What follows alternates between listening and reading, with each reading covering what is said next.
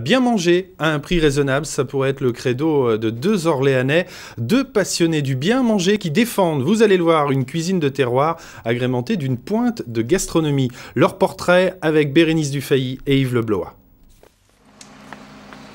C'est le même rituel chaque matin. Olivier Marvaux installe sur le fronton de son bistrot le menu des ripailles du jour.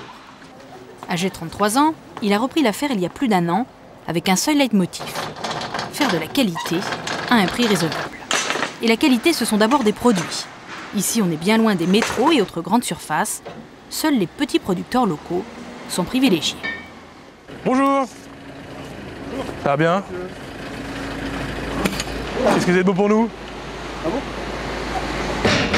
Je prends les carottes. Je prends les carottes et moi je prends les patates. Eh ben c'est super. Merci bien. Bonne journée. Et bonne journée beaucoup. Au revoir. Elles sont belles les carottes. Hein. On peut avoir le meilleur cuisinier du monde si on a des produits pas de bonne qualité. Rien ne pourra jamais remplacer un marchand de légumes ou un boucher qui le matin, en vous serrant la main, vous dit ma viande elle est bonne, elle est comme ça, elle est... Voilà. Mais Olivier Marvaux ne serait rien sans sa moitié. David Benoît, le chef cuisinier, l'artiste des goûts et des saveurs. Ce matin-là, il travaille des cailles fermières qu'il va faire mijoter dans une sauce aux griottes. On va lever les flancs des cailles, donc les filets, et ainsi que les cuisses, pour en faire deux parties en fait. C'est une volaille qui est très tendre, donc qui est très facile à lever. Bon, par contre, ça demande un petit peu d'expérience et puis de manipulation avec douceur, parce que c'est très fragile en fait. Hein. Autre visiteur ce matin-là, la sommelière Sabine Brochard. Plusieurs fois par semaine, elle vient livrer ses coups de cœur. Ça va bien? Ça va bien. Qu'est-ce que tu nous ramènes de beau? Le rosé d'un jour, il y a des choses au grand cru. C'est vrai un peu? Impeccable. Les bouteilles manquantes. Et puis le rosé, les 6 dernières bouteilles. Ah bah, impeccable. Notre dernière sélection. Super. On va mettre ça au frais. Pendant ce temps, David Benoît s'apprête à vivre 2 heures de marathon. Précision du geste, rapidité, bonne organisation, le moindre grain de sable, et c'est la catastrophe. C'est une pièce de bœuf que nous envoyons. Elle est en train de cuire. Pendant ce temps-là, je lasse mes légumes. Et au moment où ma pièce va être cuite, mes légumes sont prêts à dresser. Comme ça, les clients sont vite servis. Et le plat est chaud et tout le monde est content. Table T2, s'il vous plaît. Je mange devant une galette et 2 soupes. Oui.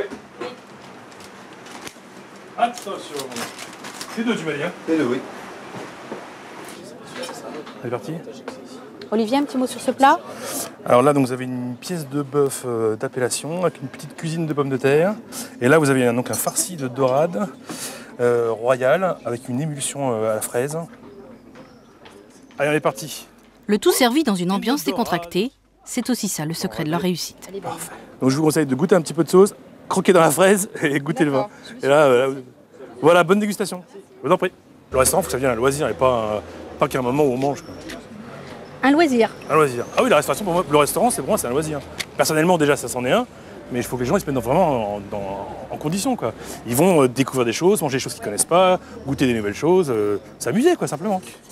Le rosé mystère. Et on a trouvé un verre. Proposer des bonnes choses avec plaisir et sans se prendre la tête. Voilà. Ce pourrait être le credo de ces 2 passionnés, entrés en résistance contre la malbouffe.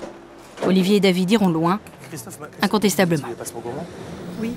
Gérard Houry sera inhumé lundi matin à 10h au cimetière Montparnasse à Paris. Le réalisateur avait tourné dans notre région. Il avait réalisé en 1968 certaines séquences du film Le Cerveau, un film qui réunissait à l'écran Bourvil et Belmondo. Une partie du tournage avait été effectuée au sud de l'Eure-et-Loire, précisément sur le pont de Péronville. L'une de nos équipes s'est rendue sur place. Ils ont retrouvé des témoins de l'époque. Voici leur reportage. Il est signé Noël Vaille et Yann Perrier. Il y avait Bourvil, il y avait Belmondo.